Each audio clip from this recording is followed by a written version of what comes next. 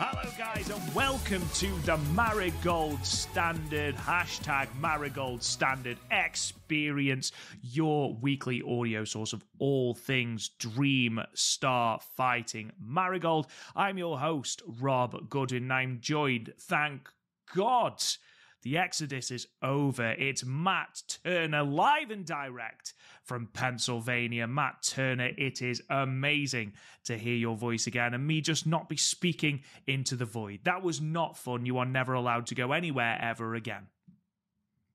It is so good to be back, my man. So good to chat. Well, obviously, we chatted for a few minutes before we hit the record button. I think we stayed in touch my entire time when I was in Texas, despite my insane schedule. But I do have to say that you absolutely did a great job carrying the Marigold Standard Experience and as well as the Stardom Cast last week. And I got a handful of people that sent me messages on either email or Twitter or Instagram saying that the shows were really, really good, despite it being a little bit of a different format.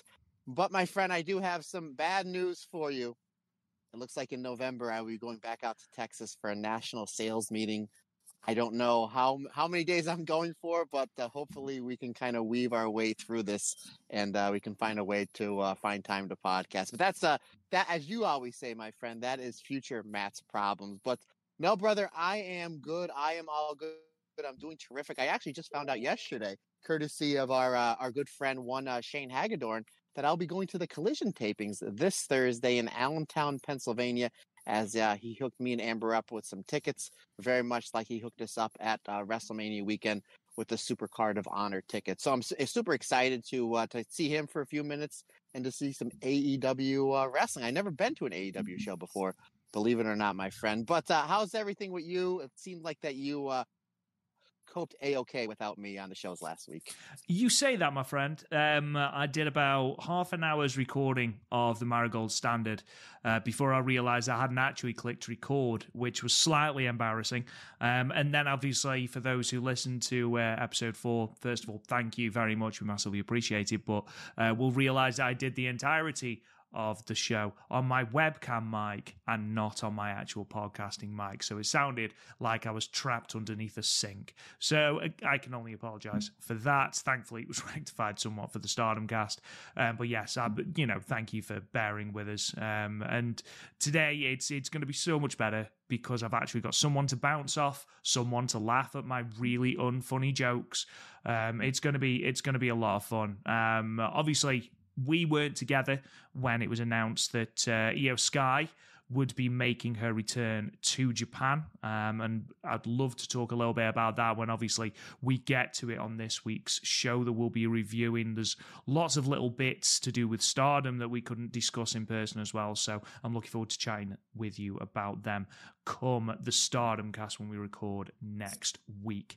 But Matt, unless you've got anything in particular you'd like to add, I think we should get straight into it. No, I just want to say for those who followed me on Twitter that I was able to make my goal of Dallas not only coming back safe, which is the main thing, but I was able to take a half-mile walk and go to the hallowed grounds of the world-famous Sportatorium.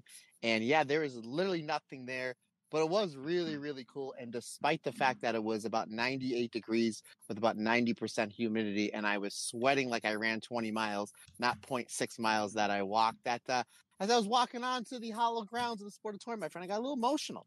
I'm a huge fan of the Von Erichs and what they represent for pro wrestling. So that was really cool. I know I just had a handful of people reach out to me asking if I was able to go to the Sportatorium. And yes, I did. And I was really thankful that there was a 7-Eleven gas station right across the street. Because as soon as I got done taking my pictures, I walked in there.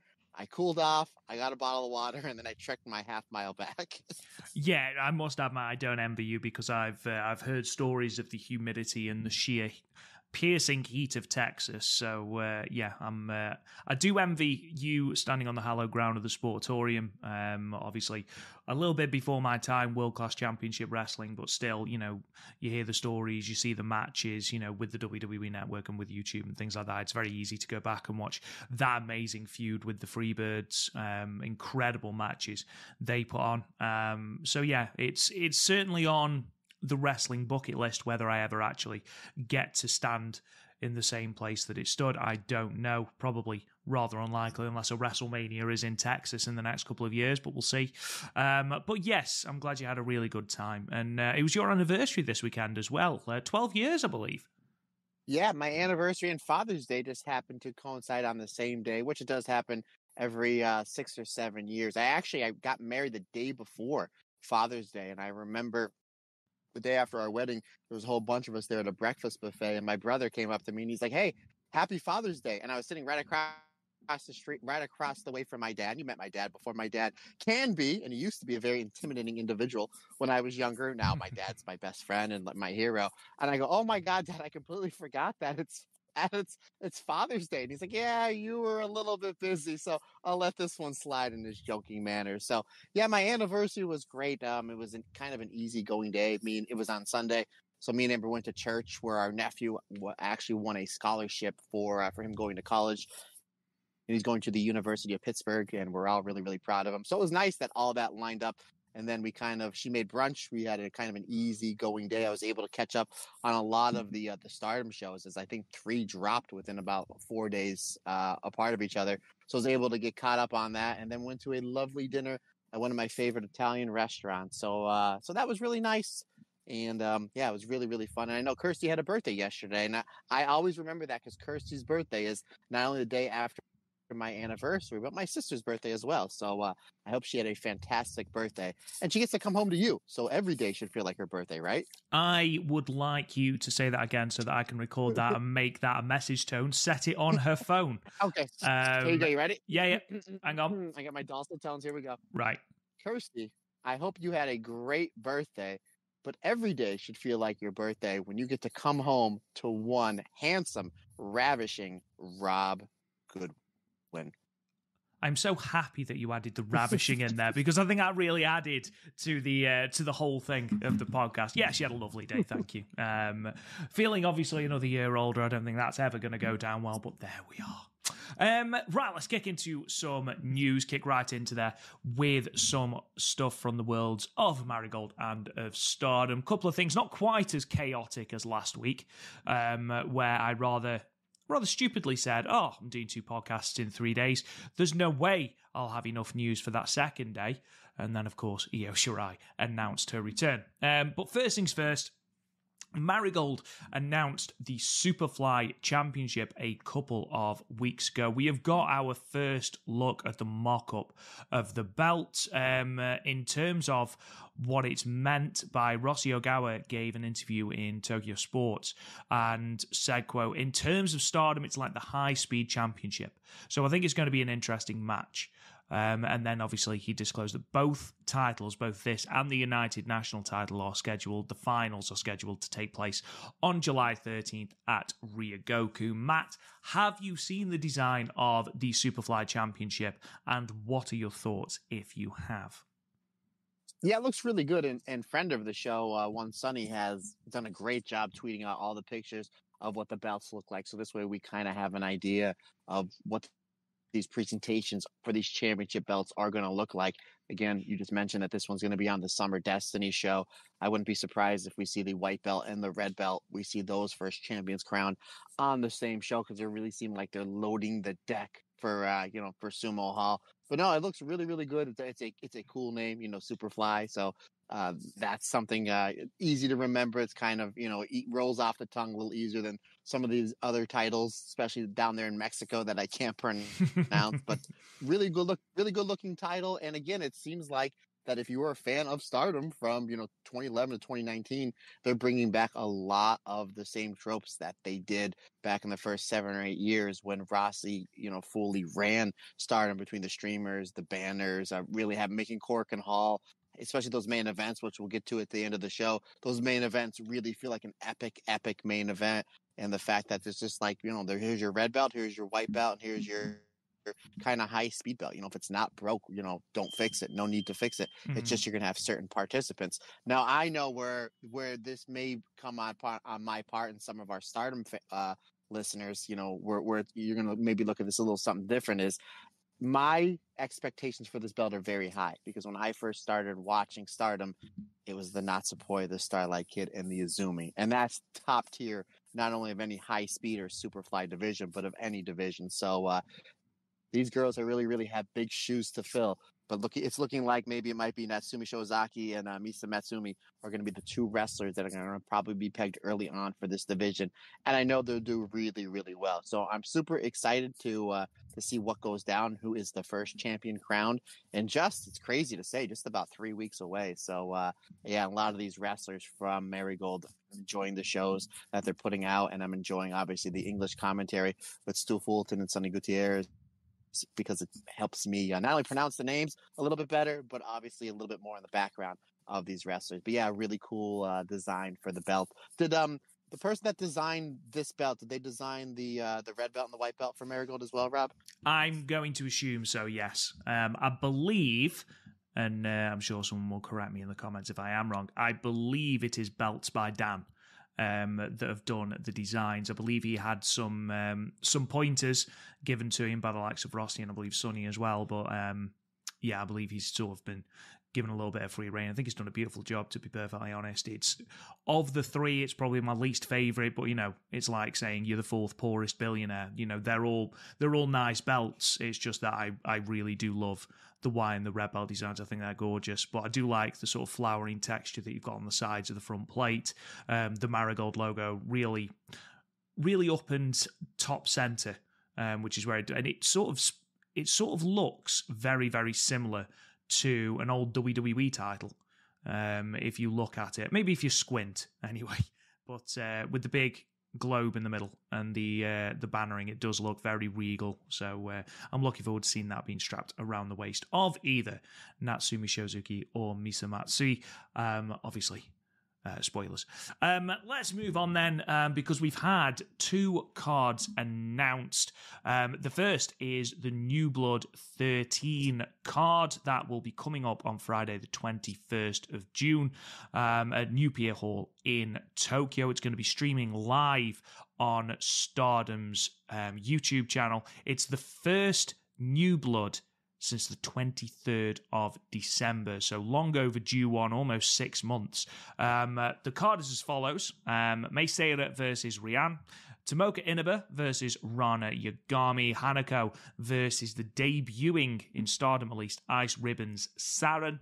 Rina and Azusa Inaba versus the Queen's Quest team of Hina and Miyu Amasaki, and then what is currently billed as your main event, the New Blood Tag Team Championships. Wingori, the champions, Hanan and Sayurita in their 4th title defense against the Cosmic Angels team of Aya Sakura and Sayaka Kurora. Now, Matt, you are possibly the biggest Tomoka Inaba fan in the world, and I'm sure you were very, very happy to see her in the ring for the first time in a Stardom ring for almost a year. But how excited are you for Inaba versus Rana Yagami? I feel like those two, their styles are going to mesh really, really well. Yeah, I've been very big on Rana Yagami. Seems like every show when we talk about her, talk about how great she is getting in the tag matches, the singles matches, how she's very much like Shuri is able to mix the MMA submission style with the MMA style of kicking, or of striking, of the kicking in the forearms. And the fact that she's been doing this and she's wrestling less than a year. And again, the fact that she's a heavy metal drummer, we got to put that over as well. So it seems like I talk about her and sing her praises every week, and rightfully so. And the fact she's wrestling somebody similar in style in Tomoka Inaba. And yes, I'm a ginormous fan of one Tomoka Inaba. And the fact that we're seeing her and her sister on this card, and we saw her sister on I believe the Flash and Champions card about a month or so ago, it does, lean to tell me believe that they're in some sort of talks to maybe bringing them in on a more consistent basis. Maybe not a full time, because I think JTO would definitely need them more, because they are fantastic wrestlers and 2 wrestlers that do draw them tickets. But I mean, maybe it is a point in time where it's like maybe they test the waters in Stardom, and then they, Mr. Okada and the brass at Bushiroad sit down with the 2 sisters and say, if you want to come full time, this is what we can offer you. But at the same time, we're seeing a lot of these wrestlers wrestle other places. Obviously, Ron and Sai are doing Catch the Wave. Momo Watanabe is, I believe, doing, was it a Sendai Girl show or something like that? So it's a possibility that in their contract, if they do sign with Stardom, and I hope they do, where they can go to the occasional JTO show. But yeah, to answer your question, my friend, I'm super excited for this entire card. It's only 5 matches, so it's going to be an easy one to get through, and every match means something. So that's really, really cool. But outside of the tag title match, this is the match that I'm looking forward to the most on what is an absolutely crazy, star-studded, stacked weekend for Stardom coming up. Yeah, absolutely, because when you consider that we've got the conversion there it is to follow. I know Colin Matthew on Patreon absolutely hates it, but I am going to keep doing it, and it's going to be even worse during the review. But yes, so it is going to be a busy weekend for Stardom. You've then obviously got a live show from Marigold on the Sunday as well, which I'll be talking about in a moment. I think the main event is going to be very good. I like the way that they seem to be partnering Azusa Inaba with Oedo Tai. They seem to have sort of found her little niche there as like this satellite member of Oedo Tai. And I think that's going to be a really good match because Miyu Amasaki has been hitting it out of the park recently. So I'm excited to see that. And obviously Hina is a very underrated talent as well. But you're right. I think aside from that tag title match, the singles match, Tomoka Inaba versus Ron Yagami, who I thought was really, really good actually on last week's show in that singles match with Konami. I thought you can really begin to see this Syuri influence really permeating her entire offense. So I'm looking forward to that. And obviously I do expect an Inaba victory, especially as she's on the conversion. Sorry. The conversion card. And she's obviously got this match lined up with Micah in July in JTO as well. Speaking of cards that have been announced, Marigold also announced their card for the 23rd of June, which is going to be the 7th night of the Grand Opening Wars. It's in Shinkiba First Ring, and as confirmed on the Marigold Twitter pages, it is going to be a case of whenever there is a show in Tokyo, then it is going to be live on Wrestle Universe. However, when it is anywhere else or further afield, then it will be video on demand on Wrestle Universe. So obviously this is in Tokyo, Shinkiba First Ring, so we have got a live show, and this is the card in full. Misa Matsui versus Kamomo Minami, Koki Amare and Chika Goto versus Mai Sakurai, and Victoria Yuzuki, Zeta Steel versus Bozilla, a passion injection match, Nanae Takahashi versus Nao Ishikawa, Utami Hayashishita Chiaki and Natsumi Shozuki versus Sari, Myla Grace and Nagisa Nozaki. And then again, this is going to contain spoilers if you want to just skip ahead a couple of minutes. We've got the United National Championship Tournament Round 1 rematch, Mirai versus Miko Aono. Obviously, that match went to a time limit draw in Osaka. They were then given 5 more minutes as overtime, and then that went to another time limit draw. So a rematch has been decided with the victor of that match going on to Ryogoku to face Bozilla, who, of course, defeated Nagisa Nozaki in a show that we will be reviewing next week. So a couple of things, Matt, from that card. The Passion Injection match, Nanae Takahashi versus Nao Ishikawa, I'm very excited for. I think that could be really, really, really exciting. We have obviously got that rematch, which I've talked about already. And then we've got Zeta Steel versus Bozilla. Obviously, there was a little bit of dissent in the ranks at Korakuen after their loss to Miko Ano and the Twin Towers. So that is sort of boiling over. And I think Zeta Steel and Myla Grace have done their best work when they've been paired with Bozilla, and they've been able to bounce both figuratively and physically off Bozilla. I think that's worked really well. Are we excited for this card, Matt? You mentioned the Twin Towers. They bought the Bossman and Akiman. I don't remember that, but if they did, not for nothing, you got to bring the Dr. Styles, the Slickster, baby. Absolutely. I mean, that's the stir that draws the drink. No, this is a really, really good card, and I didn't know, and again, spoilers, that Mirai and Miko Ano went to a time limit trial, and it's not that big of a deal. But they went to a time limit draw, and then 5 more minutes and went to a draw again, and now they're running it back, which is actually really smart booking by the Hat Man, because that match was great. And I know they just, as we're recording this, I know they just released a show this morning, and we're only going to review the Korakuen show because that's the only one we're able to watch. So I don't know if that's the show that they released this morning, but I can't wait to watch that match, because you were telling me that match went 20, 25 minutes. I'm all in for it, because I'm sure it was hard hitting. I'm sure the psychology was great. I'm sure there was great fire between the two. I'm sure there was really good storytelling. So the fact that you didn't get a winner on that one, but now we're going to run it back a week or so later, I mean, that's just instant tickets. That's just really instant tickets. That's just really good retention, for the shows on Wrestle Universe. So again, that's something really, really small booking, but at the same time, really, really smart. So yeah, I'm looking forward to that. And Tommy and Sari, correct me if I'm wrong, partner, they're on opposite sides in the 6-person tag match, correct? They are indeed. They are indeed. Oh, we saw what their exchanges were on that very first Marigold show, and I'm sure they're going to be violent and plenty.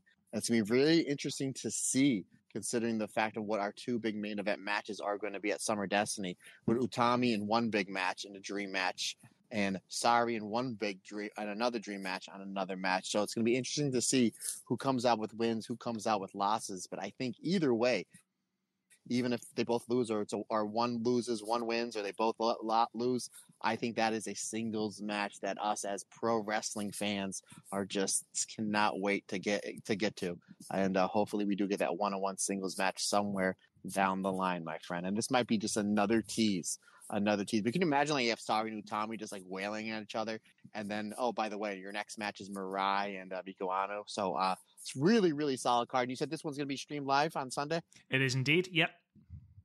Look at that. Look at that again, folks. I think Wrestle Universe is like $7. How can you not? How can you not? And just on that note as well, we've had a broadcast schedule for the remainder of the Grand Opening Wars.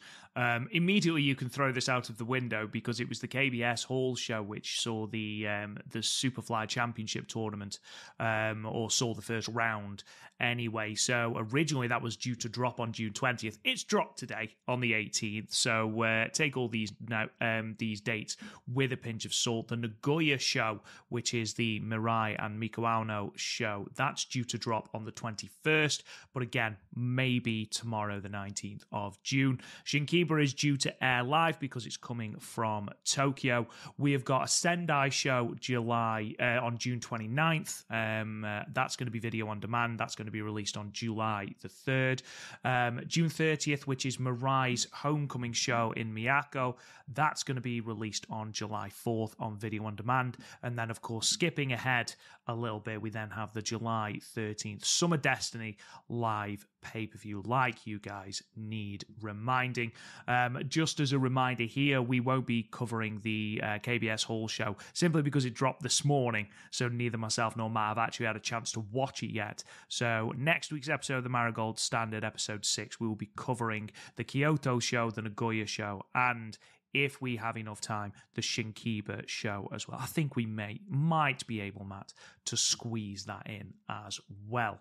A little bit of negative news, though. We just talked about the Kyoto show and the Nagoya show as well. Unfortunately, Nanae Takahashi will not be on those cards because she was ill for those events. Unfortunately, it looks like she was taken ill with a sudden fever. Last-minute changes to the card had to happen. It does look like she is going to be okay because she has been announced for the 23rd, so the Sunday. So it looks like everything is okay.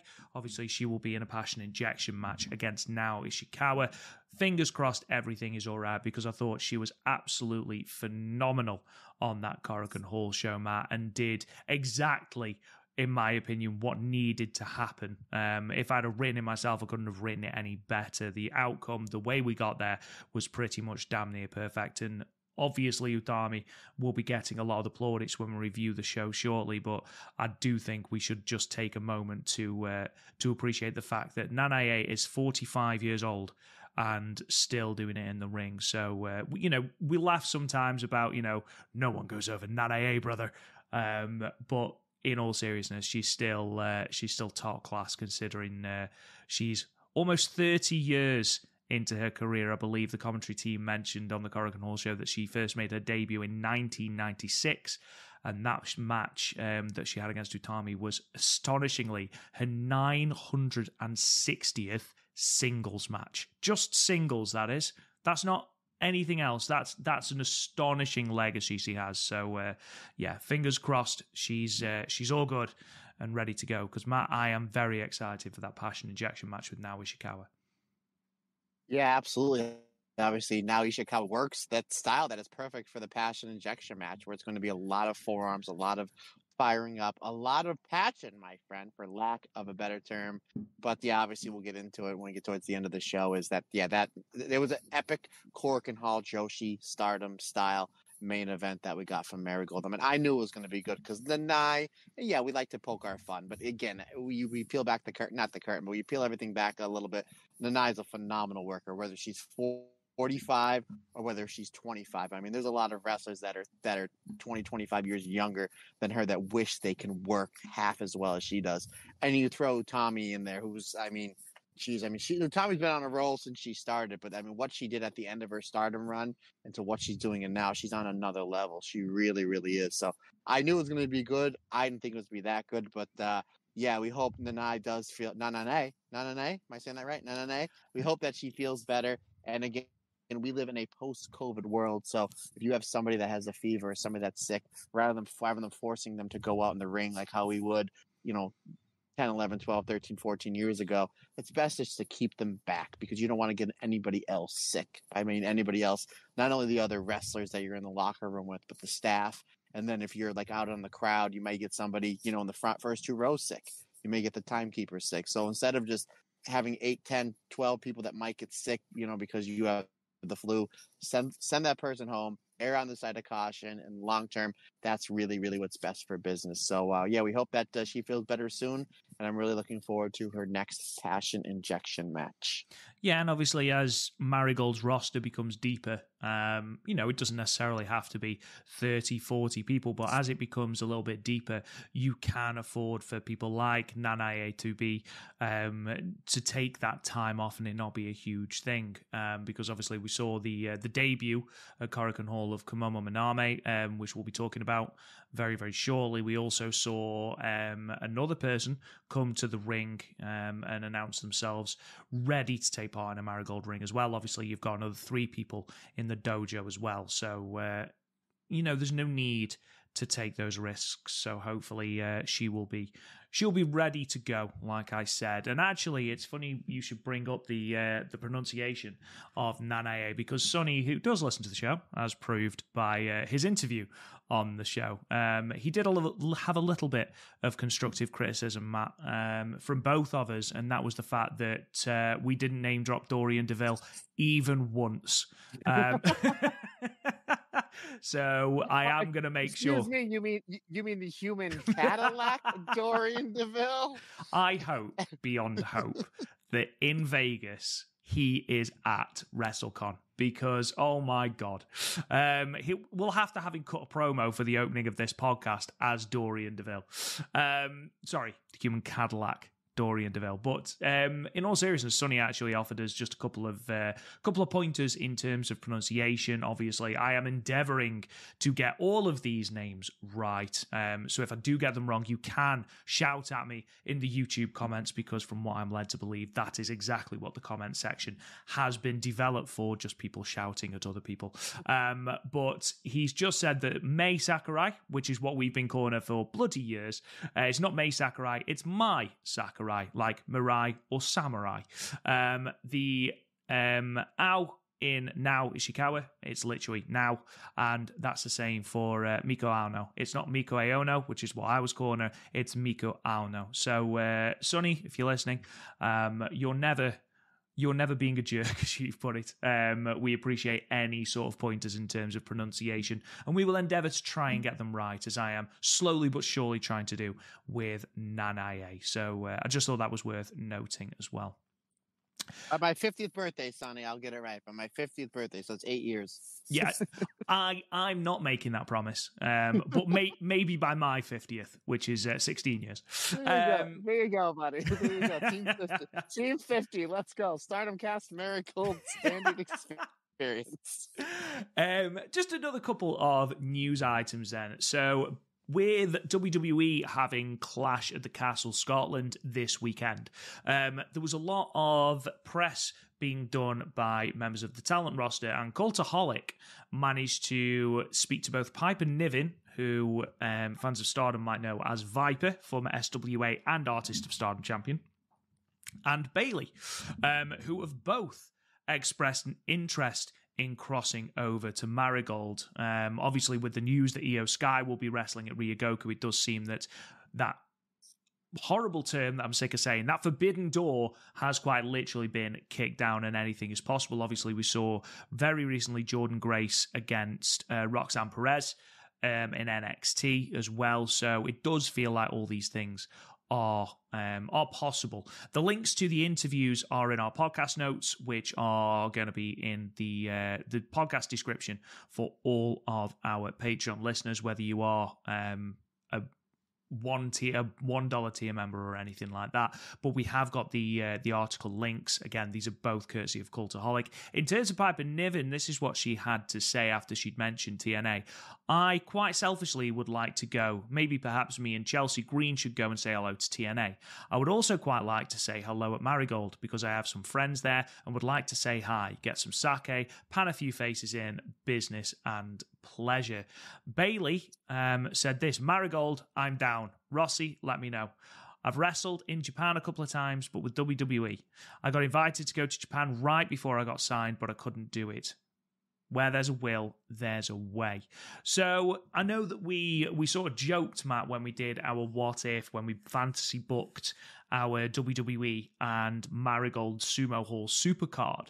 But I would be very, very excited. Yes, by Bayley. I think Bayley would be great in a main event match. I'd love to see, and this is just off the top of my head, I would love to see Bayley versus Miku Ano. I think that would be a great match. But I'd be very excited to see Piper Niven. I loved Viper in Stardom. I thought she was great. I thought she offered something completely different. Her two matches against Io Shirai for the red belt were two of the most underrated matches of that run. I thought she was fantastic. So if I've got the option of these two potentially appearing in Marigold, sign me up, Mr. Turner. Yeah, I was going to make mention of, I get asked a lot as far as underrated gems in Stardom's catalog, where to go to in that match with Io from her red belt run. The second red belt run is one of the most underrated matches in Stardom history from Korakuen Hall. Just the psychology of like Io and going up against Piper Niven, but then known as Viper. And folks, if again, we know we have a lot of newer listeners and a lot of new watchers to both Stardom and Marigold. And if you're on Stardom World, why wouldn't you be? Definitely go and check out those matches that she's had with Io for the World of Stardom Championship, because they're absolutely fantastic.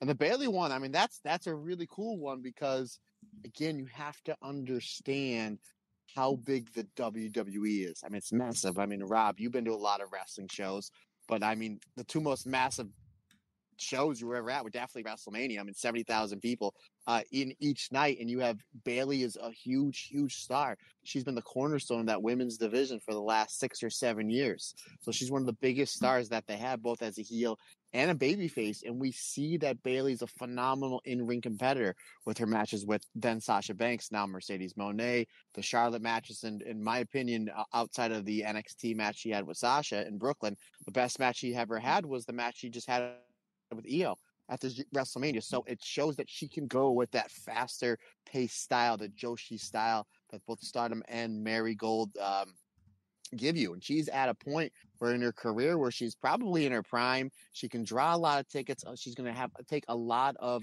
American eyes over to her if she goes over to Marigold, which I think again, the interview, she said she clearly wants to. To me, this is a slam dunk to have her come over to Japan to compete for Marigold. I'll take her against anybody. Miku Ano, I'm there. Obviously, the easy answer is Julia. If she's still there, sorry. Utami. But for me, if you're asking me what match I book her in, Miko Ano is 1B with the Mirai. That's the match I would want to see the most, is those two just going back and forth. That would be the match that I want to see the most for a lot of different reasons, other than the fact, I mean, obviously reason number one to be fantastic, but number two, it would put a lot more eyes on Mirai. And by that, I mean over here in the United States, the WWE eyes, the people on the USA Network and then the Fox Network and then soon to be Netflix will be on a wrestler that me and you have known for quite some time is absolutely fantastic in one Mirai. So that's the match I would like to see. Obviously, again, having Piper Niven come over, that would be terrific as well. But it's really, really cool seeing, again, as you call it, the Forbidden Door. That's basically what it is. The fact that AEW started this Forbidden Door pay-per-view X amount of years ago, and it's just the borders are being dropped. And we say this almost every week.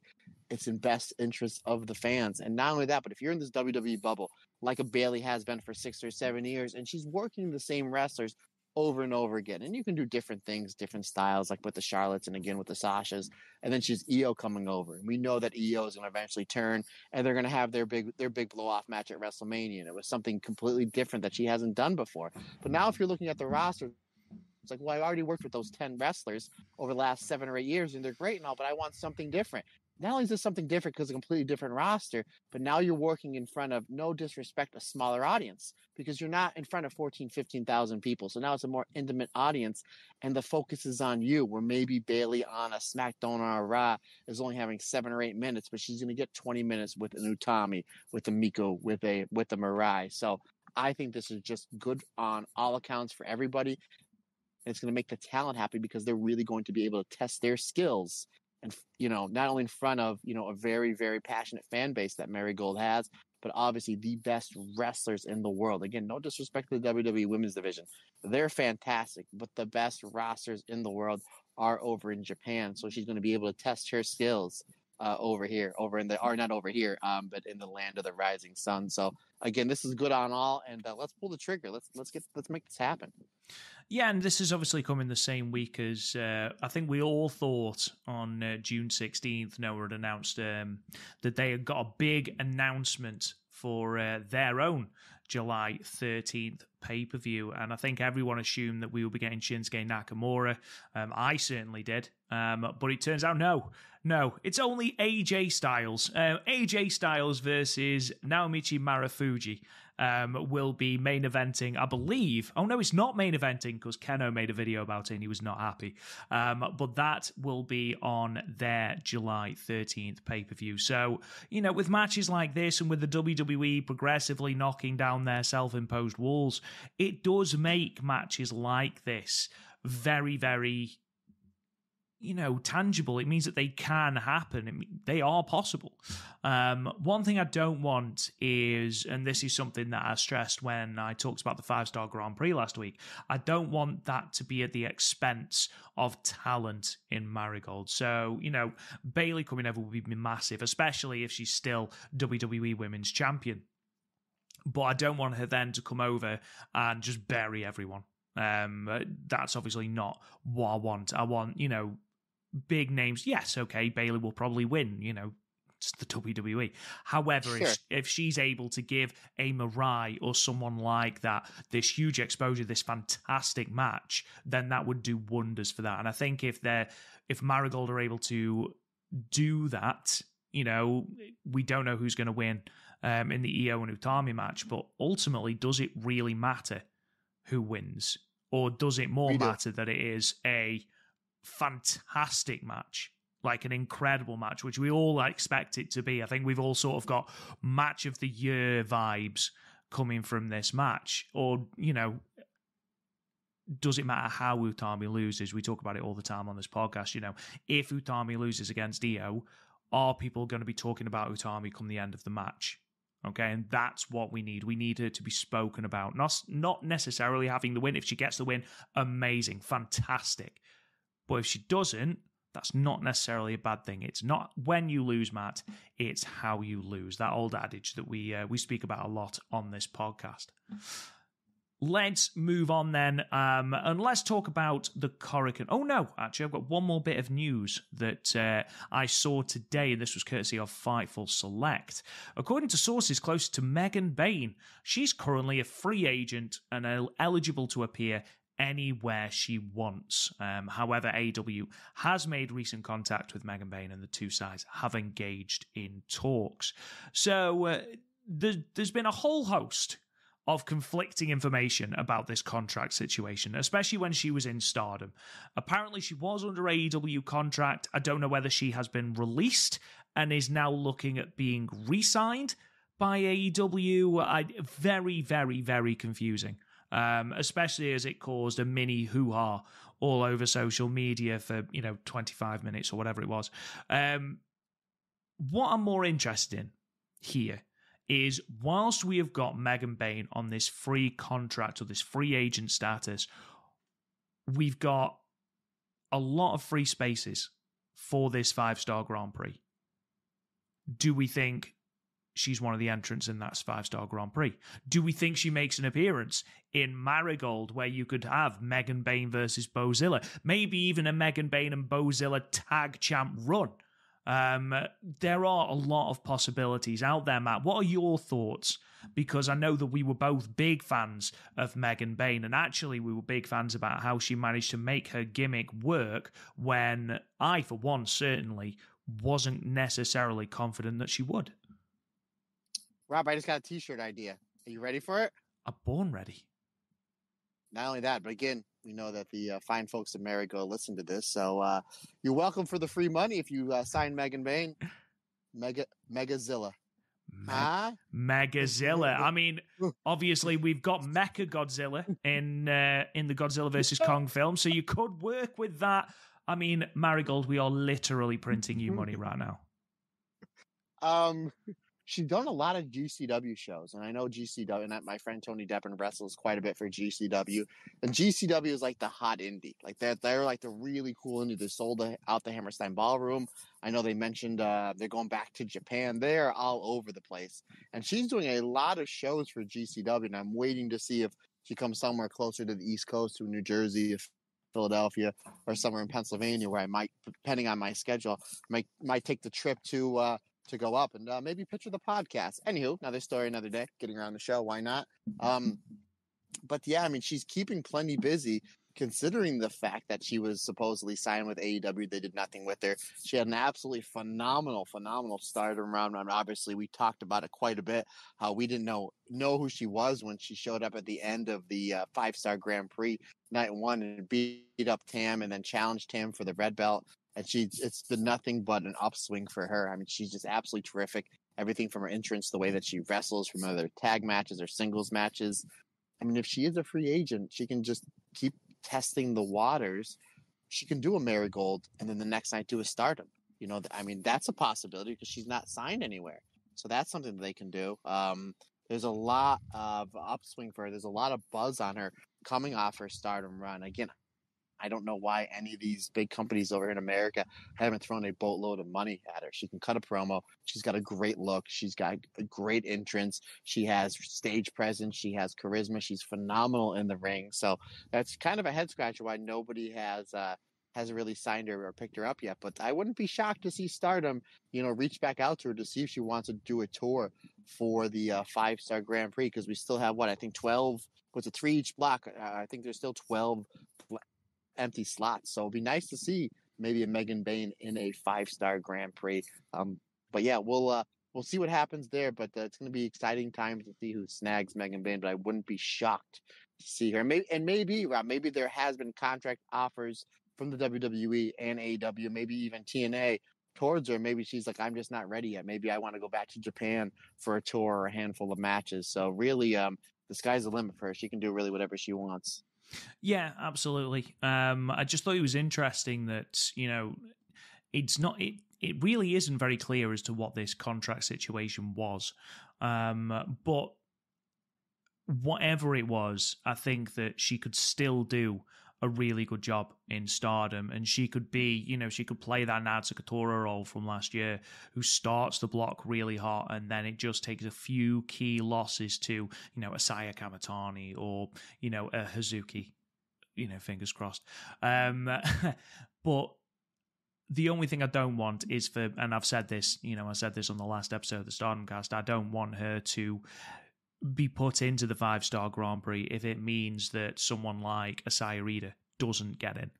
I feel like we need to prioritize the talent in our own company before we bring in those names. However, if we've got the names that we need in and you've still got room for Megan Bain, I can't see why you wouldn't want to bring her in, because I think she can put on brilliant matches, and I think she's a real dominant force that you can have in one of the blocks.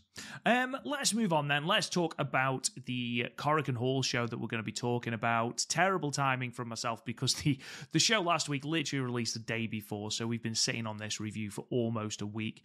Grand Opening Wars 2024 Night 4 in Korakuen Hall, streaming live on Wrestle Universe from the 11th of June. 985 people in attendance, both Julia and Fuka on Japanese commentary, Stu Fulton and Sonny Gutierrez on the English call as well. The results for this show are as follows. So in a singles match, we open the show with Mirai defeating the debuting Komomo Minami in 14 minutes and 1 second, with Mirai submitting her with the sharpshooter. I thought that went quite long, to be fair, for Komomo's first match. You usually expect 8-9 minutes tops, but to go almost the time limit is quite impressive and quite the testament to Minami's ability. Second match, Nagisa Nozaki defeated Naomi Ishikawa in 8 minutes and 32 seconds with the Noir Lancer. In a tag team match, Mai Sakurai and Misa Matsui defeated the team of Shiaki and Natsumi Shozuki in 14 minutes and 9 seconds. Misa Matsui pinning Natsumi Shozuki with the Maru Maru suplex. We then had a 6-woman tag match. The team of Chikagoto, Koki Amare, and Miko Aono defeated Bozilla, Myla Grace, and Zeta Steele. Miko Aono, there we go, pinning Zeta Steele in 14 minutes and 4 seconds with the Styles Clash. In your semi-main, Sari defeated Victoria Yuzuki in 13 minutes and 6 seconds with a brutal Uranagi. And then finally in your main event, Passion Injection singles match, Utami Hayashishita defeated Nanae Takahashi in 18 minutes and 56 seconds with a hijack bomb. So first things first, Matt, obviously there'll be comparisons between the first Korakuen Hall show that Marigold ran, drew 1,500. I think the exact number was 1,530. They've drawn 985 here, and obviously on the face of it, people will go, yeah, well, it's down. Yes, there's a couple of factors to take into this. The 1,500 people, we talked about it on that debut episode of the Marigold Standard. It's going to be centered around a lot of intrigue. We've never seen anything like this before. Marigold are now into their 6th show at this point. Or their 5th show. I think this was their 5th show at this point. So obviously more people are familiar with the show. And also, this happened on a Tuesday. Like, talk about a crap day of the week to run a Korakuen, to the point where Rossi even came out and said, thank you all for coming out on a Tuesday to watch us. So I think 985 people on a Tuesday, I think the retention is really quite good. I think it's a decent rate of retention, Matt. Yeah, he buried Tuesday. Poor Tuesday. Tuesday can't get over, brother.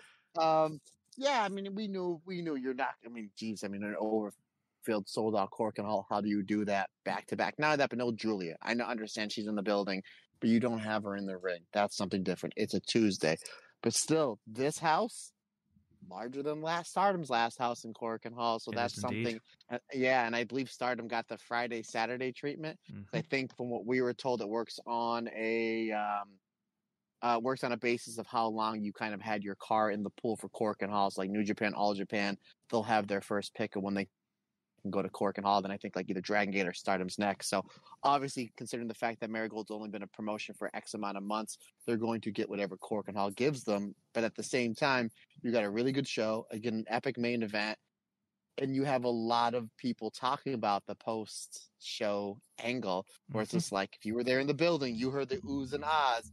That's something that you're not going to forget in 6 months, a year, 5 years from now. You're going to remember that you were there in Korakuen Hall when we had EO come up on the Videotron. Basically, almost kind of her first on, basically the first time that we've seen any image of her in Korakuen Hall since that last match she had with Stardom in 2018. And it's a big deal. It really is a big deal. But yeah, it's still almost 1,000 people here on this card. Again, no Julia, not able to wrestle. You have Sari in a multi-person match, and then the fact that it's a Tuesday, still almost around 1,000 people. I think that is a really good showing for Marigold on what ultimately was a super solid show. Yeah, it certainly was a solid show. Sari versus Victoria Yuzuki, I think, was sort of, it was a match. That's right. I'm sorry, I said that she was in a multi-person match. She was in a singles match. My fault. My apologies. Did not even pick up you'd said that.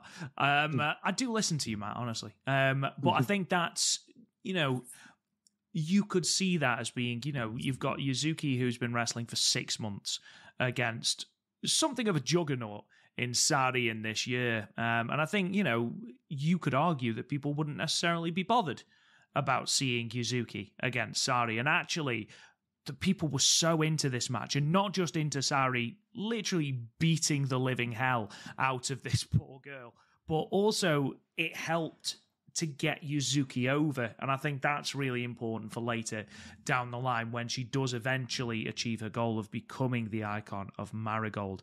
Let's talk then a little bit about the show in order. So let's talk about Mirai versus Manami. So Manami's gear is awesome. Let's just get that out of the way now. I didn't realize she trained under Mirai. And I think that's just an additional thing for Mirai. I feel like she's done a lot of maturing. I feel like she's very much a leader in this Marigold locker room, which is certainly something that I don't think she was in Stardom. I feel like she's very much more a senior member of the roster, to be training rookies, to be, of this level of confidence that she has in herself right now. I think it's really good to see that between Mirai, or for Mirai, should I say.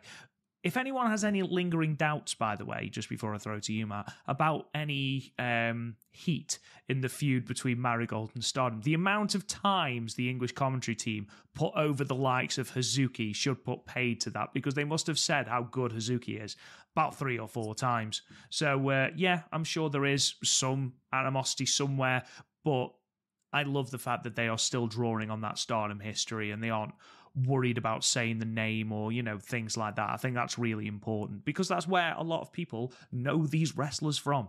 So putting over the likes of Hazuki, the company, the way she trained, the way she wrestles and things like that, I think is really important, Matt.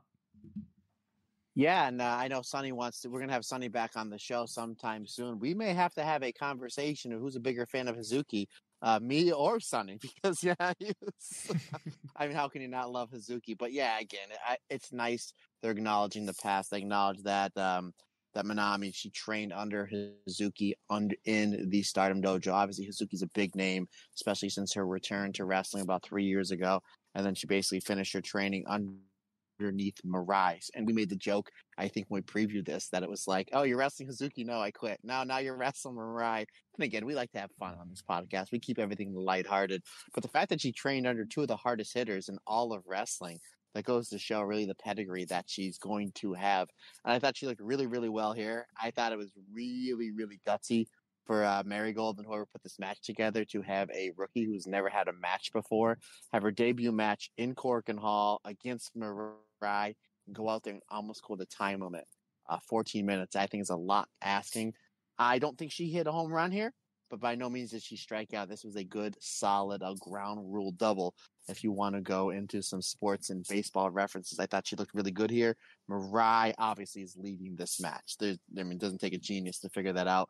You mentioned Manami's gear. Yes, absolutely terrific. I had very much Storm from X-Men when Jim Lee would draw in the early 90s, that kind of vibe. So I thought that was really good, but she was able to keep up with Mirai as much as possible. Again, though, I thought maybe if they would have shaved 2 or 3 minutes off this match and gave it to the next match, I think it would have benefited the flow of the show a little bit better going into those last few matches. But regardless, I thought it was a still really solid match. I'm really looking forward to see what Manami does in the future. Again, we're adding on more wrestlers to this insane stacked roster. A good way to start the show. Crowd was into everything, which I love about Korakuen Hall. You never have to worry about that. I had this at 3.5 stars. A really good match, but again, maybe if it would have went 11, 12-minute max, I think that the crowd would have been into it a little bit more than they already were. Yeah, I think there was a couple of matches that would have benefited from just having a little bit shaved off. I really enjoyed this. I think the way they built Minami as someone who doesn't have any prior sporting background, yet is able to jump into wrestling in the way that she's done, I thought did wonders for her. I think Mirai gave her a lot, to be honest, which makes sense when you consider that Mirai has been training her in the dojo. I'm a big fan of the way that they were talking about the switch in Minami, almost like a Mayu or a Hazuki style, and the fact that she will eventually just sort of snap and go into a really aggressive mode. And we saw flashes of that, but of course, with one match into this girl's career, I'm looking forward to seeing how it progresses, because for someone, as I mentioned, who has no prior sporting background, I think she showed a lot of potential here. So exciting to see. I had it at 3.25 stars. I did enjoy as well the fact that Mirai finished her off with a move that she very, very rarely gets a pinfall or a submission with. No mirror shock, no thunderous lariat, unfortunately. But it's very much a case of, yeah, you did well, you're still not ready for my proper finishes. So that was exciting as well. Nagisa Nozaki and now Ishikawa. Now, this got quite a lot of negativity online. And I know that it was, I think, 4.5 or something on Cage Match when I was reviewing it, which I thought was a little bit harsh.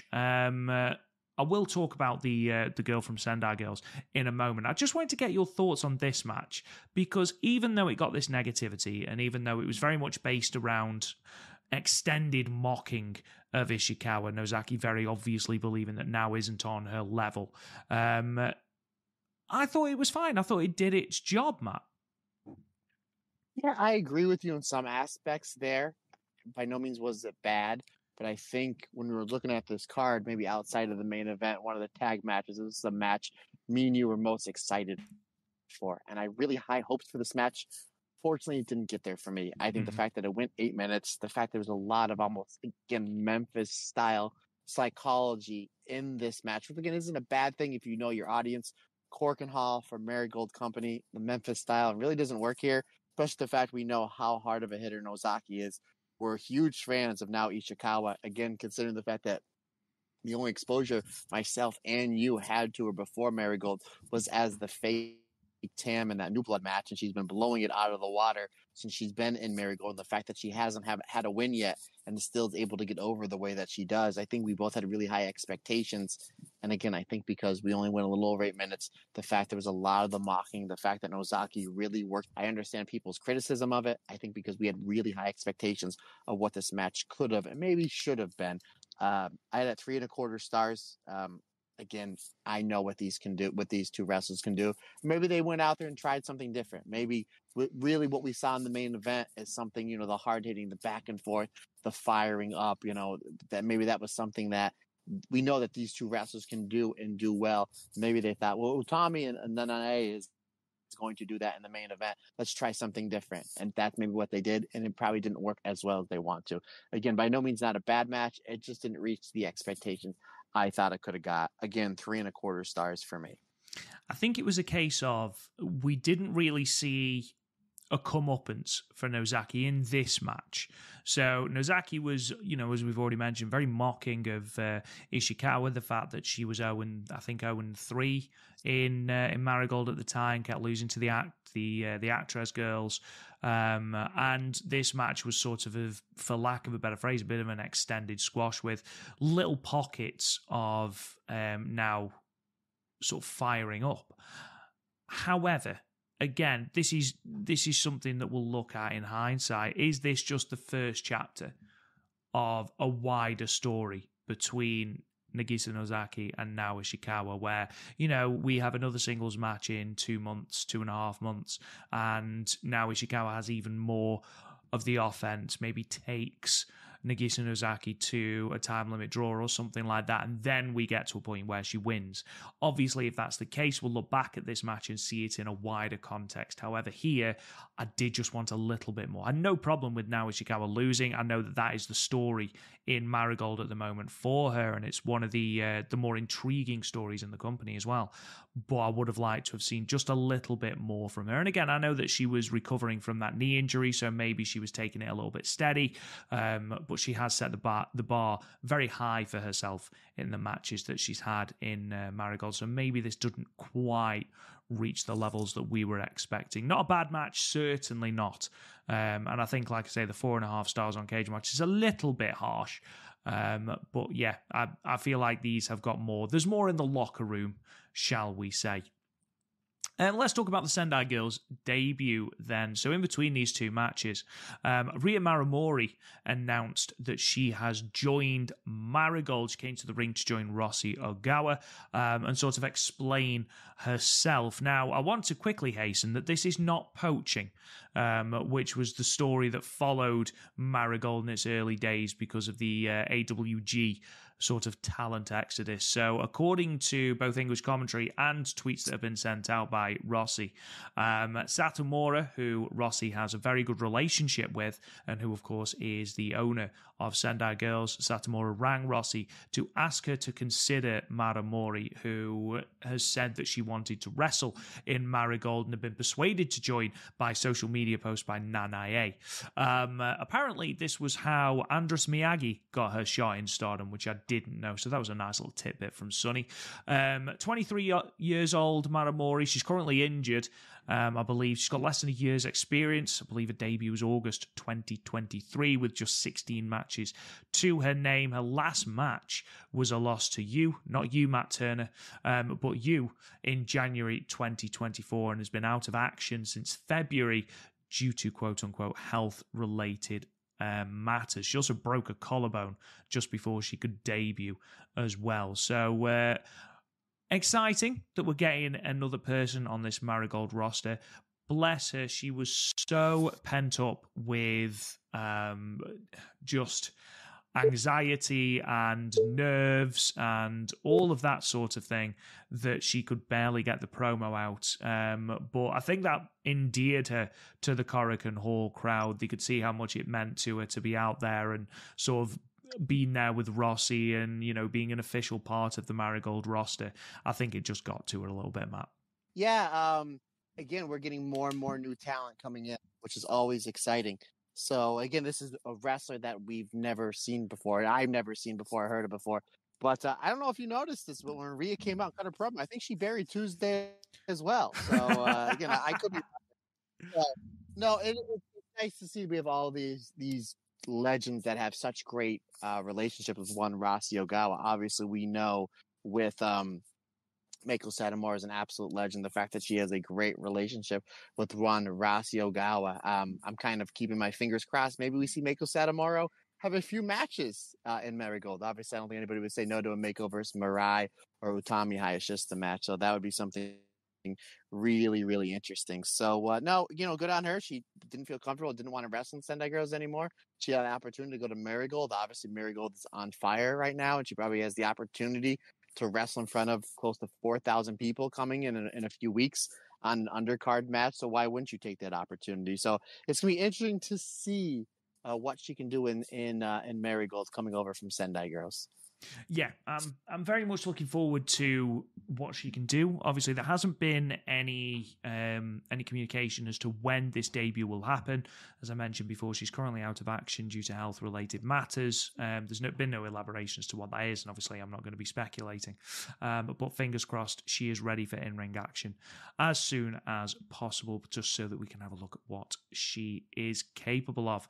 Let's move on then to the tag match, one of my favourite matches on this card. Mai Sakurai and Misa Matsui, Chiaki and Natsumi Shozuki.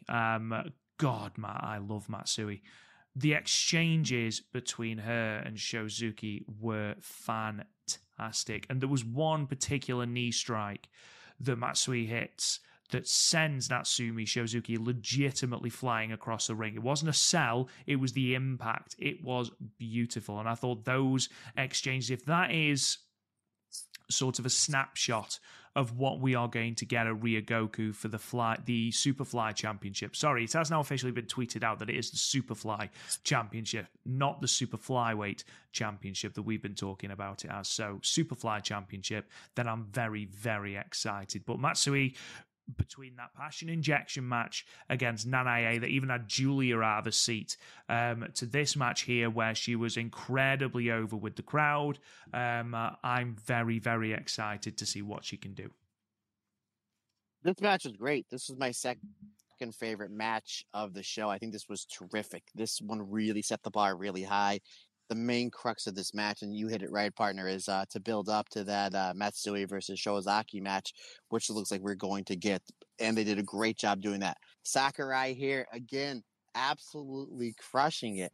She's really, really benefited from, leaving Stardom and coming over to Marigold. She was terrific. Chiaki as well. Some really, really good stuff with her and Matsui and Sakurai. But yeah, for me, the money in this match was Natsumi versus Matsui. Natsumi versus Matsui. Yeah, again, that's what we're probably going to get. That's probably going to be one of the matches in Sumo Hall. You add that on to, again, my guess is Bozilla versus Mirai. That would just be my guess from the way the brackets are. And then we know we're getting Sari and Julia, and then we're getting Io versus Utami Hayashishita. Man, good luck to any wrestling company trying to outdo this show for the rest of the year, because boy howdy, this is going to be a show of the year contender. And the fact that this match is going to be seen by a lot of eyes of American wrestling fans that have never seen these two wrestle before, they have a chance to really, really steal the show on the show in Sumo Hall, and I'm really looking forward to it. But yeah, again, this match was great. We saw Chiaki again. She brought in the Iron Claw, my man. And then my second Von Erich reference of the show. Always going to put that over. I thought she was terrific here. I thought these two teams worked together. I thought these four ladies worked real well together. A really frantic pace going towards the end here. This was terrific. It didn't go overtime. It didn't go undertime. This show really, really picked up from this match. I gave it 4.25 stars. This was fantastic. This was Joshi style, fast-paced, hard-hitting wrestling at its absolute finest. And I'm loving that Mai Sakurai is getting the opportunity to show what she can really, really do in the ring on these Marigold shows. Yeah, and I said this last week about how she's progressed from just a gimmick to a wrestler who has a gimmick. I think especially when she first started with her ladyship gimmick, it became her entire being. Like, it was a case of, right, we have this gimmick, let's shoehorn it hook and crook into everything that she does. Whereas here, it's just something that she has, but on top of that, she's a really solid wrestler. And I think we'd sort of forgotten about that over the sort of last couple of months in Stardom, because she was sort of put in on the lower mid card as just a gimmick, a comedy character. But here, I think she did really, really well. I thought the stuff between her and Chiaki was really, really good. I know I mentioned Chiaki last week and about how she's lacking a little bit of identity, in that we don't quite know whether she's a good guy, a bad guy, or whether she's still sort of seeking to find her own identity. But in ring, really, really, really good. I love the fact that the pinfall came from Shozuki just being a little bit too eager to land those double knees. I mean, once we got to 40 minutes, I just assumed that this would be the token time limit draw that we didn't get, ironically. But I thought that's where we were going. The fact that we almost did, the fact that we had that tease for the Superfly Championship was great. Obviously, that was accented by the post-match as well, where we basically had a face-off between these two. I mean, both women deserve to be this champion, the first champion, should I say. Both women, I think, will be great. I think both women would do brilliant as the first champion, but I think we're in agreement, Matt Turner, that Misa Matsui is going to be the first champion. I think it would be a mistake to put it on anyone else at this moment, because the positivity coming out of everything that I've seen about Misa Matsui has been overwhelming. I'll tell you what, I might have to differ with you on that one, buddy, a little bit. I wouldn't be heartbroken if it was Natsumi Shozuki. Oh, no, I wouldn't either. No, I wouldn't either. I wouldn't either. You made it like it would be the end of the world if they're going to cancel Io and Utami if she doesn't go over. Everybody go home. Refunds are at the thing. Let's call it a day. You know what? That's going to make for an interesting conversation when we have our preview of this show coming up. Again, if that's the way that they're going, and I think that they are. For our preview, it's gonna be interesting to see which way they go. But that's it. Again, that match is gonna be absolutely fantastic. If this is just a preview of what we're getting at Sumo Hall that we got here in Korakuen Hall, it's another match I'm really really looking forward to on what is ultimately, once the final card is announced, which probably be in the next week or two, is gonna be an absolutely stacked show in Sumo Hall. Yeah, absolutely. It's going to be great. And the only reason I say that I think it will be Misa Matsui rather than Natsumi Shozuki. Again, I think Shozuki is fantastic, and she is the glue in a lot of these tag matches. She's got a very aggressive character, and I love that. It goes really well with so many of the roster. The only reason I say about Matsui is that she is the embodiment of Superfly, and if you want to set the stall of this championship as your quote-unquote high-speed championship, I don't think there's a better person on the roster than Matsui. On the flip side of that, it's not just about that. I think her charisma as well.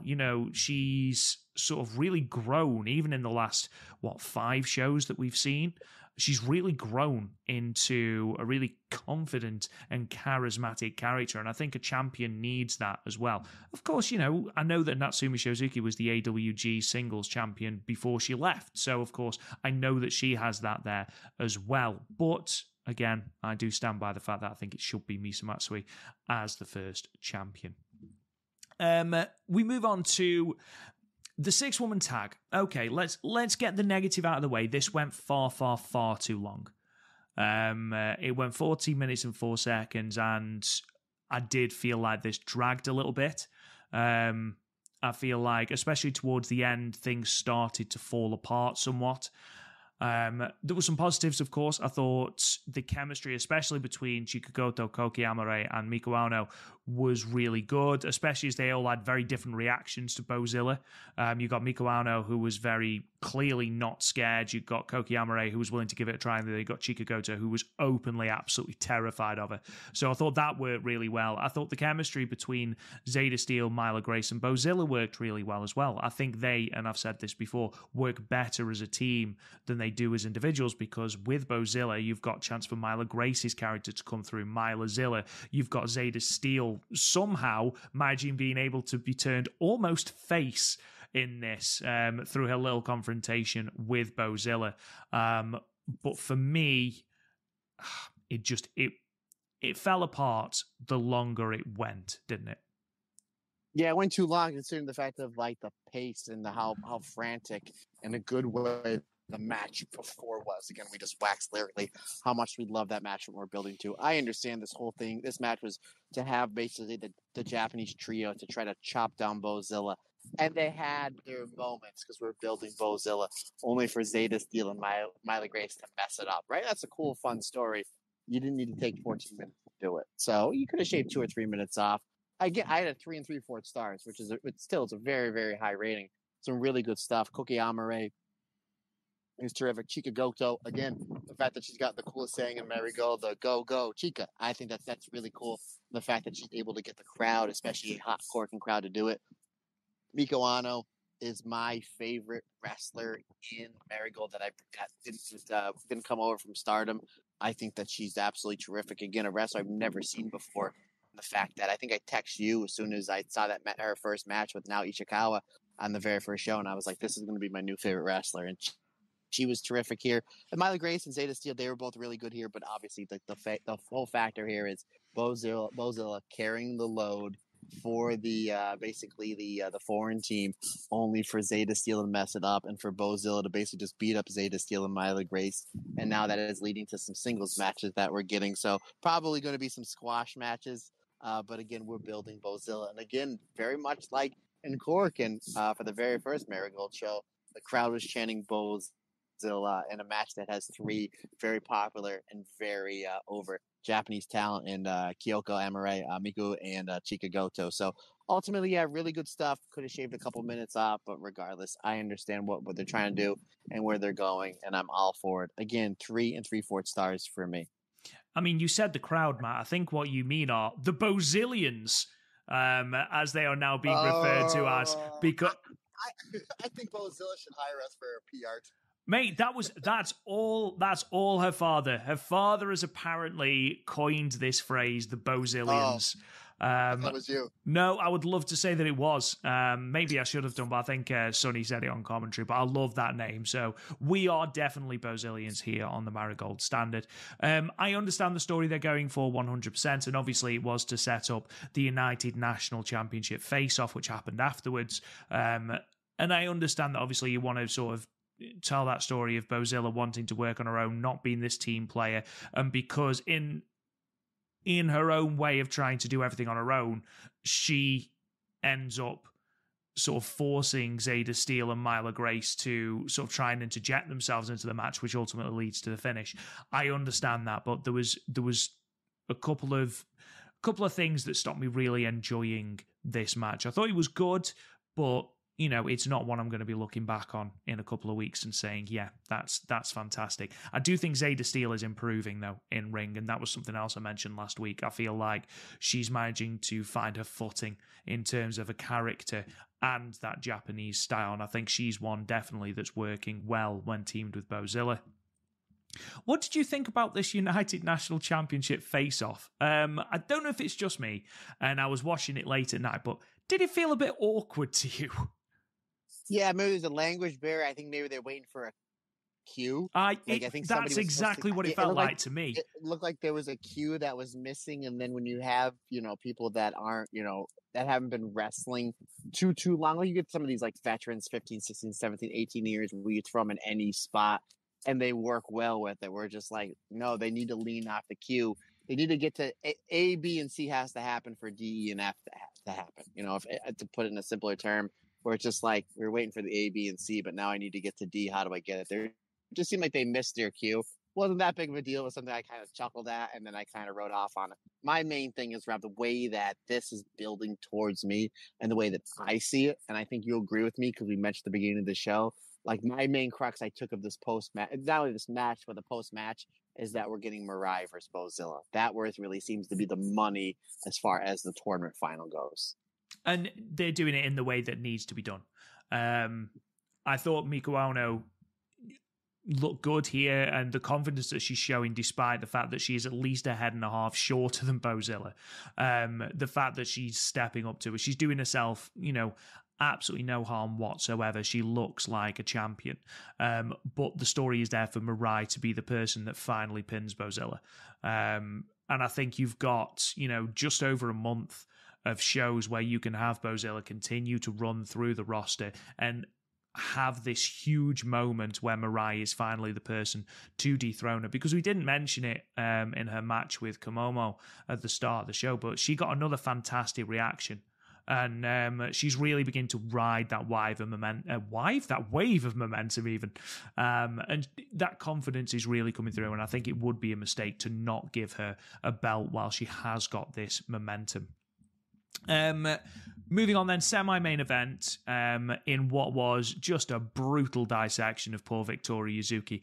Absolutely what needed to happen, but I absolutely loved it. Sari absolutely destroys Yuzuki, but in defeat, Yuzuki shows the heart and resilience beyond her 6-month career span, to the point, in fact, where even Sari is putting over the fact that she's, she can't believe she's only 6 months into her career in her post-match. Victoria Yuzuki has stepped into the lion's den, if you wish, and she was armed with a slingshot. She was not correctly armed for a match like this.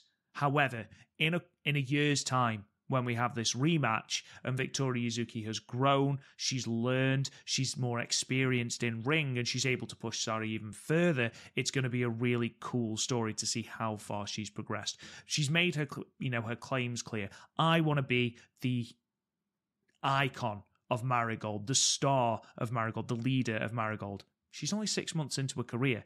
And it's an interesting story where you are trying to balance the fact that this is what Victoria Yuzuki wants, but is she ready yet?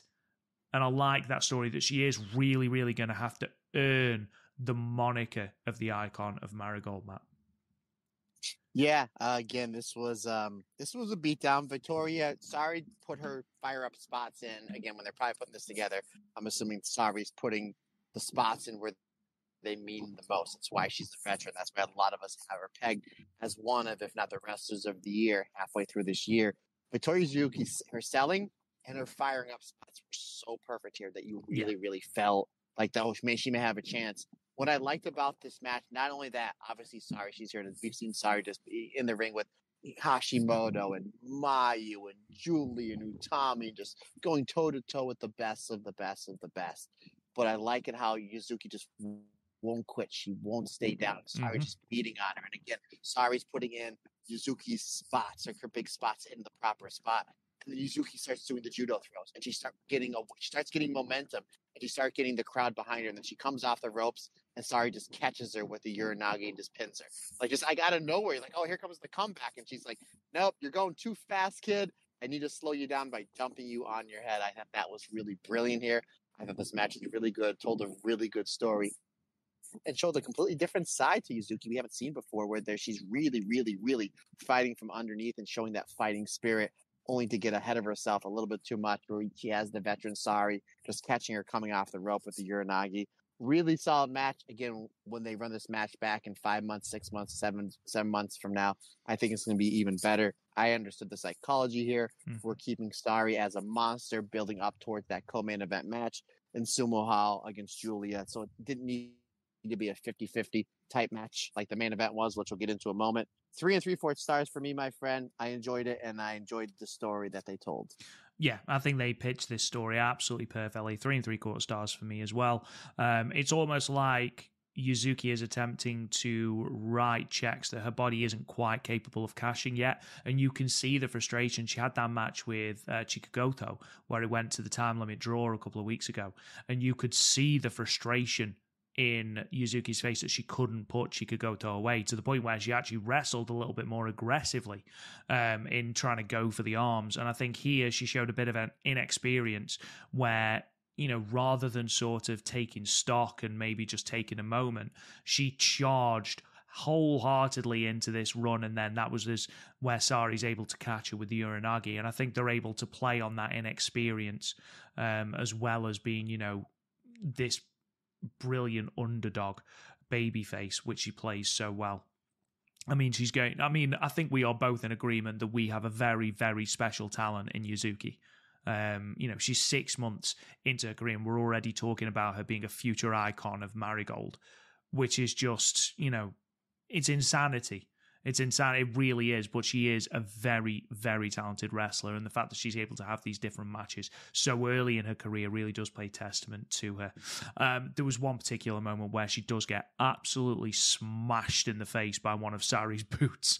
And it was, she was sat in the ropes and Sari nailed her with a dropkick. And when sometimes you can see them putting up the hand, so it hits the hand instead, takes a little bit of the impact. There was nothing here from Yuzuki, to the point where both Stu Fulton and Sonny on commentary noted it. It was so loud.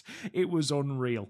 But yeah, really good match. Thoroughly enjoyed it. We had a confrontation post-match between Julia and Sari. Sari basically baiting Julia. But that was interrupted by Mai Sakurai, who has challenged Sari to a singles match. Now, I am very, very excited to see how that goes, Matt, because we've just spent time talking about how much Mai Sakurai has improved in ring. I'm really looking forward to seeing now how she reacts in a match with someone as brutal and as dominant as Sari. Yeah, not only that, but where she's improved the most, Mai Sakurai, is her striking. Yeah. And that plays into the wheelhouse of, styles make fights of Sari. So it's going to be really, really good. Sakurai, again, her improvement from show to show over these last 3 or 4 shows is clear. Her obviously timing, her selling, the psychology against Sari is going to be one that's going to be putting this match together. and Julia probably with a close eye. We know obviously Julia and Sakurai are close friends. They were, a part of the Bear Bombers. They were part of Oh My Julia and in DDM. And the fact that they're going to be using this match as a building block for that Julia Sari match, because Julia can't do anything physical. So I'm sure there's going to be certain things in this match that Julia's going to want to help build towards that match. So you throw all that in there, and I think it's going to be, I know it's going to be a really, really interesting match. And it's going to be, I wouldn't be shocked that when we're reviewing this match that we're going to say this is Sakurai's best match and the best performance of her career. Now, Rob, sorry to put you on the spot, brother, did they make an official announcement on when this match is going to be? No, they didn't. Okay. There is a Korakuen Hall show coming up. I believe they've got one early July. I can't remember off the top of my head. So I would assume that this will be on one of the Korakuen Hall shows. Certainly not on the 23rd of June show anyway, because Sari's in that multi-woman match with Utami. So I don't think it's them, but I imagine you would save that for a Korakuen Hall show. Really, and more than just giving Sari the platform, also give Mai Sakurai the platform. Let her go. Right, okay, you've improved. Let's see how you're going to do that. Because even the Paradise Lock that Mai Sakurai uses, even that she's getting into in a really cool technical way by sort of transitioning out of the pump handle into it. So even that is less of a convoluted comedy spot, and now is actually like, oh, that was actually quite cool, a transition. I like that. So yeah, I'm looking forward to that a lot more than I would have been, say, 5-6 months ago. And that's credit to Mai Sakurai. Yeah, absolutely. Now that I think about it, it makes sense that they did it at Korakuen, the match, because they built the angle up in Korakuen. So, you already have the same fan base that was there when the challenge was laid out. You may as well, cash in the same building. So that would make sense to me. And I think it's going to be leading to, it's sort of another chapter in the build to Sari versus Julia. So you want to do that build in front of your biggest crowds, which are going to be Korakuen Hall. I think they've got one more Korakuen before July 13th, but I could be wrong. In terms of the main event, I mean, for a start, this match was fantastic. We didn't expect anything different. It's just two Hosses doing Hoss things, and it's the best way to describe this match, and I absolutely love it. Kohai Iwata, the famous All Japan referee from the 90s, was the special guest referee for this match, which got a huge pop and made me smile for the entirety of the match. I loved that. But aside from that, it's everything you'd want from a match between Utami and Nanae. As they mentioned on commentary, and as you actually corrected me, Matt, they've had one match before, which was a 10-minute time limit draw in the Cinderella tournament in 2022, I believe. And this was everything I could want it to be. It was hard hitting. It was back and forth. There was emotion. There was just... The entire match, for me, can be summed up by one spot, and it was the sitting lariat spot. Just both women sitting down, not building any momentum at all, just throwing arms at each other. And I loved, to the point where I know that there was a little bit of a misstep where I think Utami lost her footing whilst going for a powerbomb. And I didn't care. That's how good this match was. I didn't care that happened. It didn't ruin the flow of the match. It didn't take me out of it. It didn't make me, make me have to suspend disbelief.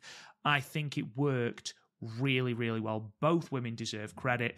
And again, Nanae Takahashi is 45 years old. Yes, I know she's a consummate professional. Yes, I know she is a joshi legend.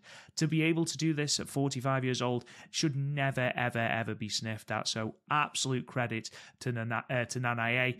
Absolutely the right choice to have Utami go over here. She's the person who you've got going into this show, taking on Io Sky on the 13th of July. She's the person that you are ultimately looking to build this company around, because Julia isn't going to be around forever.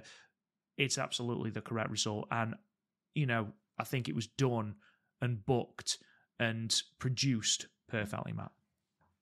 Yeah, this was terrific. The timing, got almost right around 19-minute mark. Perfect timing. Obviously, we know Nanae and Utami, they can go a long time. They're better telling their stories in these main events when giving longer time. This was an epic Joshi-style, Korakuen Hall-style main event that we would see from the Momos, the Mayus, the Shiris, the Utamis over, the Ios, the Kairis, the Makos over the years. This was just no BS. No interference, There's no championship on the line, even though obviously the main events of the wrestlers that I talked about were usually for the red or white belt for Stardom. But this was just two wrestlers going at it. And yeah, you made mention about, not only the sitting lariats, but the running lariats, the tackles, the forearms. It was so many times in this match. It was like, who wants to win more? And again, the fact that it's not for a belt, because when we do the alternate commentary, we're always like, I always say, this is showing who wants to walk out as the white belt champion more, who wants to walk out as the red belt champion anymore. This wasn't for a title. This was for literally of who's better, who wants to win this match more, who wants to get their hand raised more, because we saw them going toe to toe with the forearms, with the striking, with the shoulder tackle spots, and then I've watching wrestling a long time, brother. You know that. I've seen wrestling from every wrestling company from all over the planet, past, present, and soon to be future. But I've never seen a sitting lariat spot like that, and I thought that was really, really cool. And the fact that they Nanai really rolled through Tommy going towards that end stretch, like she was really hitting Utami with bomb after bomb after bomb. And my prediction was either Utami goes over or it goes to a time limit drop. That's the way, because we kind of figured in the back of our heads we're building towards this Io match, right? A couple times I was like, oh man, they're going to put Takahashi over. That's something. They had me there for a couple times, which is just the mark of how good Nanai is on building her offense and how great Utami is at selling somebody's offense and selling, to the 2.999 count. But then ultimately, too, it was just Utami just dropping Nanai with that BT bomb or the hijack bomb. She really, really floored the Joshi legend. She doesn't, we mentioned she doesn't wrestle like she's 45. She doesn't bump like she's 45 either. And the evidence is right there on that finish. Again, epic stuff. In my opinion, this is I know Marigold only had a handful of shows. This is the second best match I've seen from this company, with the first one being the Bozil and Sari versus Utami and Julia from the first match. This was great. I either said 4.5 stars, partner. I absolutely loved this match. This was terrific. Yeah, I had it at 4.25 stars. Can't argue with anything you've said there whatsoever. The 2 counts, and this is something that we've always said, Utami's selling was always only second in Stardom to Mai Iwatani, which, Mai Iwatani is a once-in-a-lifetime, star. Utami's selling has always been tremendous. The way that she sold, like the refrigerator bomb, the Nanoraka, the way she's able to draw you into thinking that, yeah, this is the finish, was perfect. And I'll be honest, when she hit the refrigerator bomb, I thought the exact same thing, man. I was like, surely not. They're not going to have Nanae to go over. Oh, Jesus Christ. And it's such a simple thing in many respects, but it really does help the flow of a match. It really does help the immersion in a match. And this is why so many people consider Utami to be one of the best wrestlers in the world. And I'm completely one of them. I think both on an offensive and a defensive standpoint, she is incredible. And, you are looking at someone to build a company around. Utami Hayashishita is absolutely someone to build a company around. She is a future ace. She is the ace. Never mind future ace. She is the ace of Marigold. And absolutely well done to both women. And then, nothing else happened apart from Io Sky turning up. Oh my word. It beautifully done. Rossi Ogawa, as cool as ever. Mr. Rossi Vice. Just going, oh yeah, by the way, there's someone on the screen who you might want to talk about. Apparently, Utami knew nothing about this before it was done. And if that's the case, if this was the organic reaction I think it is the most perfect announcement ever, because there is so much history between Io and Utami, considering they've never faced off. They've met before in the USA. They've both been leaders of Queen's Quest. Utami has stated many, many times that Io is her dream match, that Io is the reason she got into pro wrestling. And then, having just beaten a Joshi legend in Nanae, to then turn to the screen and have a graphic put up of you versus your hero, your idol. Absolutely beautifully done. Beautifully done. One of the most heartwarming moments of the year, without a shadow of a doubt. I have no qualms at all by saying that I had goosebumps while this was happening. All down my neck, all down my arms. Incredibly well done. So excellent work from the production team at Marigold. I think this was just an incredible reaction. Yeah, this was great. And again, from what I understand is Utami didn't know that this announcement was happening, at least right then and there. Again, me and you, we had, and a lot of us, because of what's been reported, we had held a lot of rumors that this was going to happen. We made mention that you don't make mention that you're going to run Sumo Hall on a big show, your very first show. Now that you have something up your sleeve. So I think if me and you knew this match was coming, Utami knew eventually they were going to have the announcement. She didn't know what was going to happen here. I just thought it would have been funny when Rossi said, "I have your opponent for for Sumo Hall." Kind of figured in the back of her head it's got to be Io. I thought it'd be funny maybe like Hornswoggle came up on the screen, but that's just me. Yeah, I mean, you just see Utami, who's one of my favorite wrestlers in all of wrestling, and obviously Io I hold it's such a high regard. I consider her and Mayu as the two greatest female wrestlers of all time. And not only is she wrestling a Joshi legend, she's wrestling somebody, in my opinion, and I do the Io and Kyrie watch every week on the Stardom cast. Io, in my opinion, is having her best year since 2018. I mean, she's letting the WWE and they're really letting her be Io. Not obviously she's not taking tombstones on the floor and dragon suplexes on the apron. I think she just reserved that for Mayu. But I mean, she's on an incredible run of what she's been able to do as a character, as a former champion, as winning Money in the Bank last year, going into WrestleMania as the WWE Women's Champion, having a show-stealing performance on night 2 against Bayley in the co-main event. So it's not like she's somebody that's on the mid-card or on her way down, or somebody that's like 5 or 6 years past her prime that's still going to draw tickets. Io's at the top of her game, and Utami is on the top of her game as well.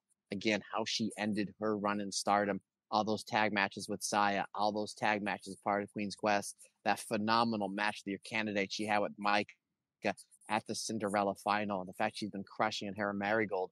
I mean, there's another dream match. This is another dream match. Again, Io being the best she's been in 5 or 6 years. And not that, from 2019 until 2022, she was bad. By no means. It was just injury and contracts and the fact that she just wasn't on TV, or when she was on TV, she wasn't given the time. But she's been given the time. She's on an absolute roll. Utami just gets better each and every match, with just saying something, because I don't think there's 10 wrestlers in the entire world, male or female, that are better than Utami.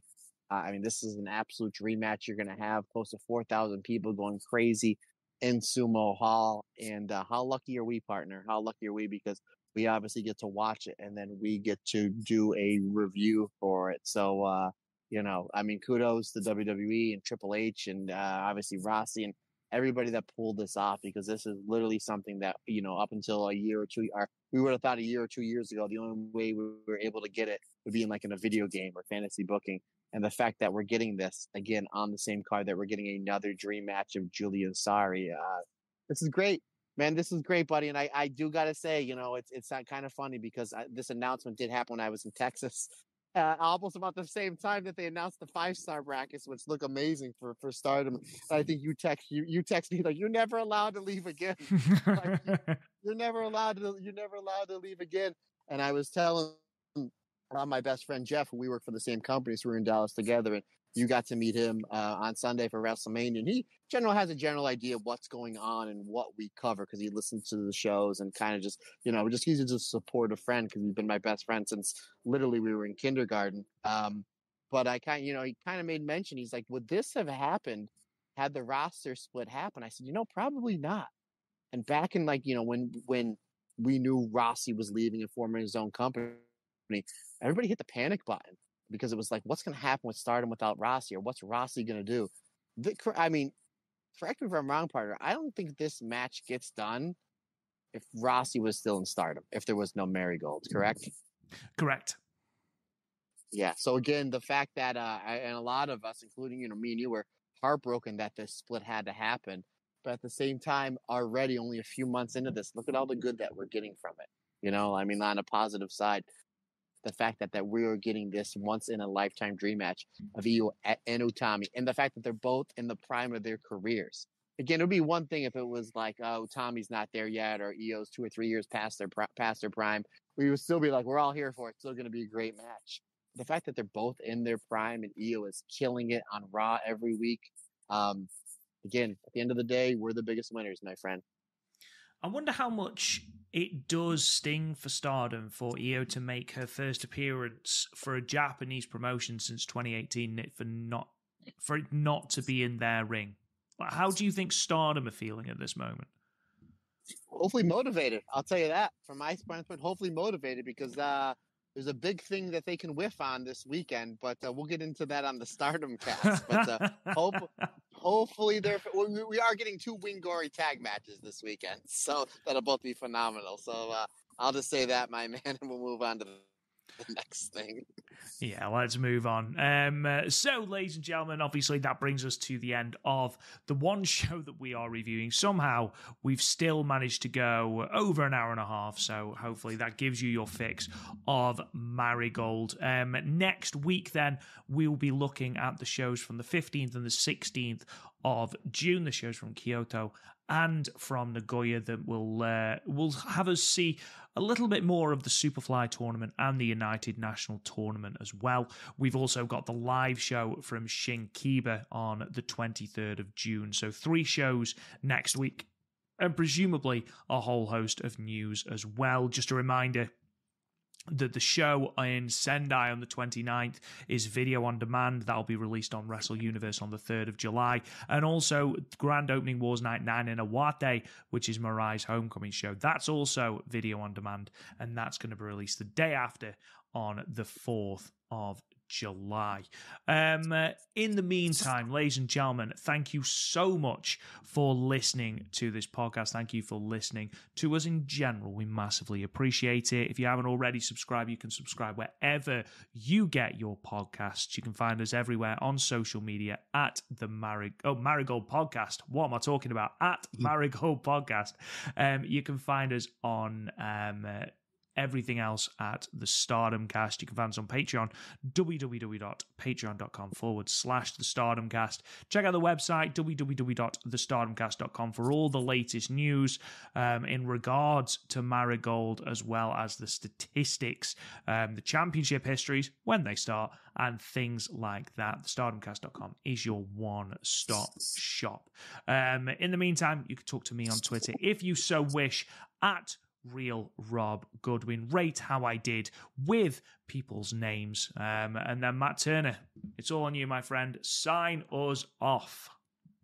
Yes, folks, if you're going to be at the AEW Collision tapings this Thursday in Allentown, Pennsylvania, if you see me, come and give me a high five and make mention to my wife how much you love Tam's new mask, because we'll get into that one later on, my man. That'll get her really fired up. Questions, comments, suggestions, anything you need from me, Matt Turner OF, on the Instagram and or the Twitter is the best way to get a hold of me. If you want to shoot me an email, perfectly fine as well. The StardomCast22@gmail.com is the best way to get a hold of me via the email system. Folks, that's going to wrap it up for another episode. I hope you enjoyed it as much as Rob and I enjoyed giving you all things Marigold Pro Wrestling. We appreciate your support. Can't do it without you, because like I always say, it's just not my podcast. It's our podcast. Because we're all together, and everybody's different. Everybody's special.